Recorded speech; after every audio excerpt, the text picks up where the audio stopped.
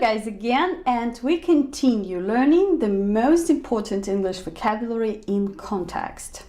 This week I've been telling you about the tricks of the verbs be, do and have. I wanted also to mention this very important difference between the verbs do and make. We will have a separate lesson, a special lesson about the verb make, because it participates in very interesting grammar collocations, the structures which are important for speaking. I will be telling you all about it. But for now, I know from my experience that English learners mix up do and make very often, because in their language there is probably only one verb for that, meaning that do and make will be translating the same way, and it causes trouble. Yeah, you get mixed up. What should I use, do or make? They are translated the same way. Let's have a look at that, and it's important to remember because these are all very much used phrases in English speaking. The basic thing you need to remember about the difference in meaning, yes, there is a difference in meaning. To tell the truth, they do mean a different thing. If you don't know that, you will be confused, but if you do, I'm sure you will not be. Do means to perform an action, to execute, to follow some steps, and usually typical steps for doing the routine action. Here the main accent goes to action, yeah? To perform a typical action. And to make, the main meaning in its core is to create something. To create something new. In doing, you are doing something automatic. You do exercises, you do your homework because you have a list of instructions how to do it, yes? You do some job, you do some work, because usually it's all the same steps, yeah, for doing that, but you make something new. That's why even in this core meaning difference, okay, you can feel it, because you make a plan, you make a website. If you create a website, you make a story, you create a story, right? Some kind of creative work. That's why when you want to say that you have some work to do, some homework to do, you are saying I'm doing the homework.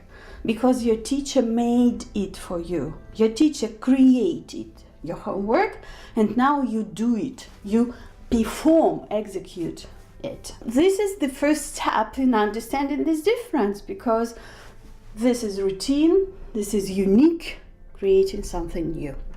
But there is a set of set expressions with both do and make.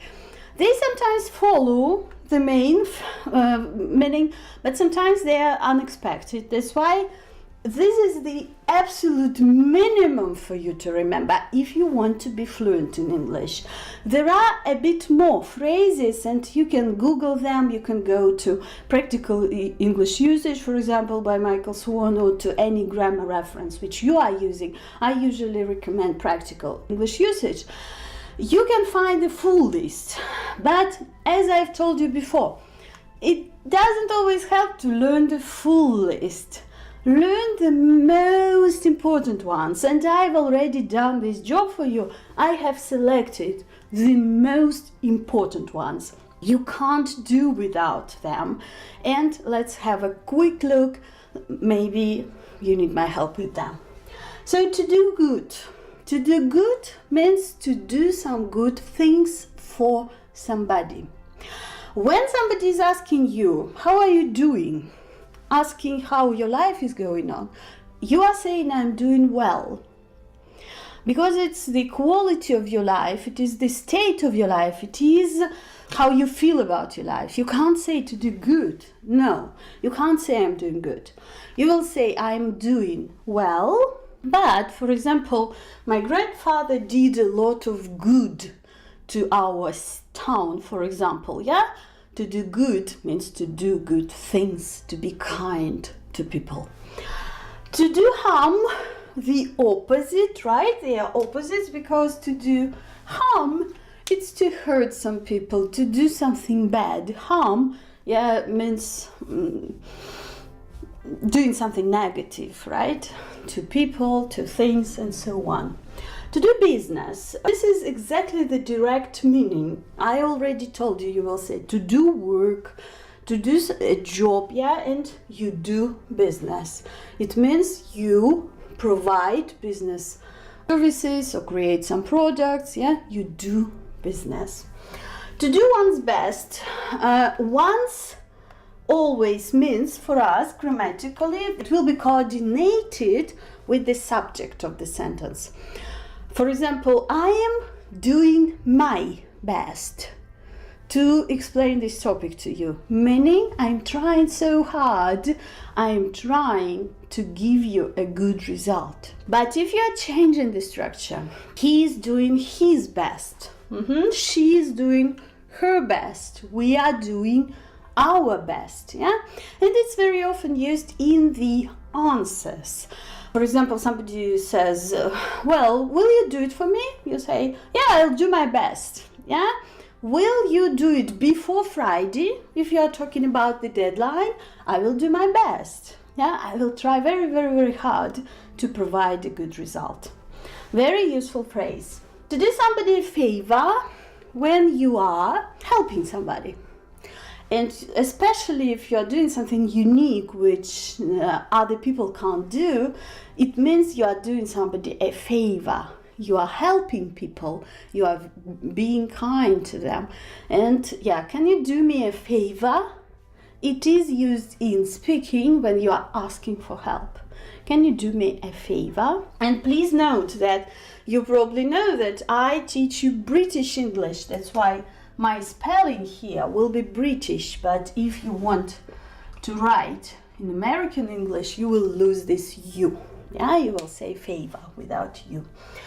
We already know that we use do for different types of sports, without a ball, and without the in ending. But you can say in general to do sport, meaning to perform these sports activities. And in the same way, you will say to do some exercise. To do some exercise literally means to do sport. And this is a very funny trick between an exercise and exercise, between a countable and an uncountable word. Because if you have several exercises, like in my grammar book, for example, you have exercise 1, exercise 2, exercise 3. In this case, exercise is countable. I am doing my grammar exercises. But if you mean sport, exercise becomes uncountable. So you can never say, I'm doing exercises about sport. It's impossible.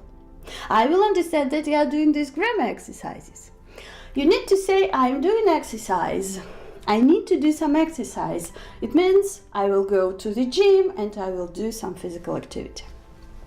Then, to do one's hair, if, like what I did with my hair, for example, today, to make it look good, to do one's teeth, to brush your teeth, to do one's duty.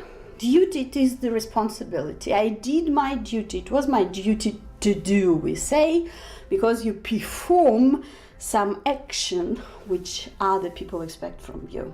Good? And to do, you also can use it when you talk about the speed on the road. I am doing 150 kilometers per hour, meaning that you are now driving with 150 kilometers per hour. Not the best idea, I'm speaking from the experience. So it's used a lot when you are describing some accidents. He was doing 150 kilometers per hour, meaning he was driving at this speed. Also, in most cases, do, these phrases with do, They show you some shorter phrases. You can say it in another way, but you always need to use the fastest, the shortest way, and this will help you save a lot of words. This is the set expressions we do, which you need to remember. What about the make? Make a journey, to travel, to go somewhere, yeah? It will make a good journey, yeah? Let's make a journey somewhere. To make an offer, to offer something, and you will see a lot of phrases like that with air for one-time action. Well, to offer something, it is in general. Do you have anything to offer?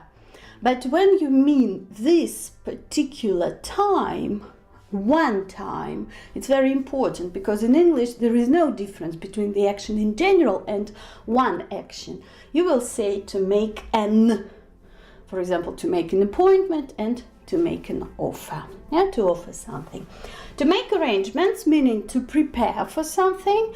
For example, I am making my travel arrangements for the holiday. Yeah, I'm preparing. Make arrangements, it's to organize everything. I know English students don't like this phrase very much, but it's actually very handy.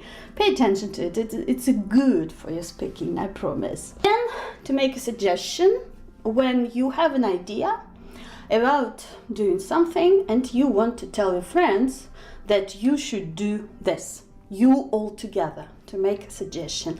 I have a suggestion. I want to make a suggestion. Let's go to the cinema tonight, yeah? I am making a suggestion to you. To make a decision, in American English you can hear to take a decision, but they are both right, they are both correct, whatever you prefer. In British English we will be making decisions, yeah? When you decide to do something. To make an attempt, meaning to try. This is my last attempt, yeah? I'm making my last attempt. Attempt is to try. To make a try, it's also possible to say. To make an effort, meaning to collect additional energy when something is difficult and you are making an effort. You are trying hard. Make an effort, collect your energy and try harder. Something for difficult situations. To make an excuse, it is your explanation for not doing something or for doing something bad, for example, yeah? Well, stop making excuses, tell me the truth. Yeah, so when you are trying to avoid the responsibility, again, a very good phrase. To make an exception, well, to do something differently from the rules. Can we please make an exception? I know I saw this situation yesterday on the tram. The girl didn't have her ID and she was fined. She got this transport fine and she was like, you know, it's just one time. I know I broke the rule, but can you make an exception here, please?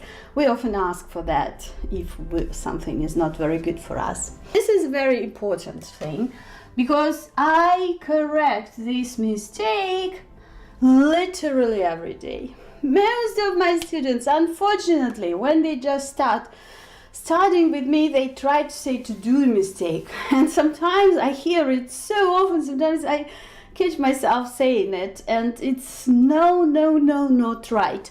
You make a mistake. Every mistake is unique. It's not a routine action, really, it is something unique. That's why you make a mistake. Then, to make a noise, yeah, my neighbors, you cannot imagine, they always make so much noise.